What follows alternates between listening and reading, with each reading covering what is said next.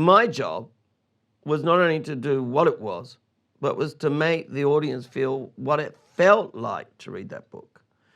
And so that's when I met with Jay, and he said, well, yeah, the edgy street music now is hip hop. Like, let's translate it into hip hop. Why did you want to tackle something that so many other people had already tackled? Well, actually, I'd made Moulin Rouge, and I go on this thing called the methadone program, which is what I'm not yet on yet. But there comes a point where I've just got to get it out of my system after such a long time. Without sounding hugely pretentious, which is near on impossible with me, but for 5 years, I'm surrounded by people who do everything for you. Like, there's not a lot of opening doorknobs or, you know, doing practical things yourself because you're so absolutely engaged in the act of making the movie. After Moulin Rouge, I went, oh, I always wanted to go on the Trans-Siberian, which I did. And I started in Beijing, and I thought it'd be sort of cool, but it was like absolutely horrifying. It was like this sort of, even though I went first, I had my own cabin. It was like a tin box, right, with a rattly air conditioner. And there was this babushka who had this sort of, I went, where's the shower? She gave me a hose and said, Vasily, this here rubber hose, go down and wash yourself, right? I'm like, this is not exactly what I signed up for. But anyway, I'm like, how am I going to deal with this? And I'm kind of tearing up going, this is the dumbest idea in the world. But anyway, I fixed the air conditioning. And in that epiphany, I went like, I can actually do things, you know? Tears. And I closed the door and I get out the red wine. And I had this new invention. It was like an iPod.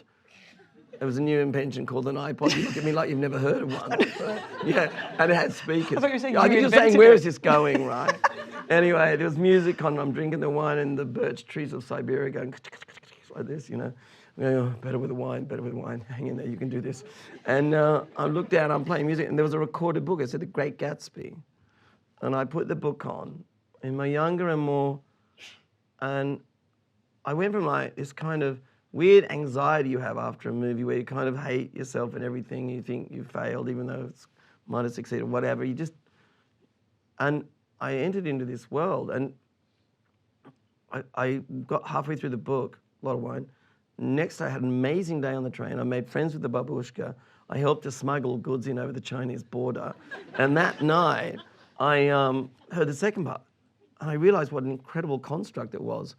And I remembered back to seeing it as a kid, liking the movie for the clothes, but not really understanding who Gatsby was. Loving the book, intrigued by the book at school, but not really understanding what it was about.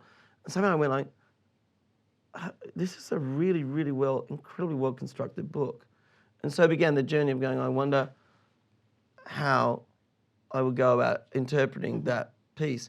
So fascinatingly, I spent so much time on it. I came to know the family, I worked with great academics on it, and great privilege to be at Princeton, and all of that.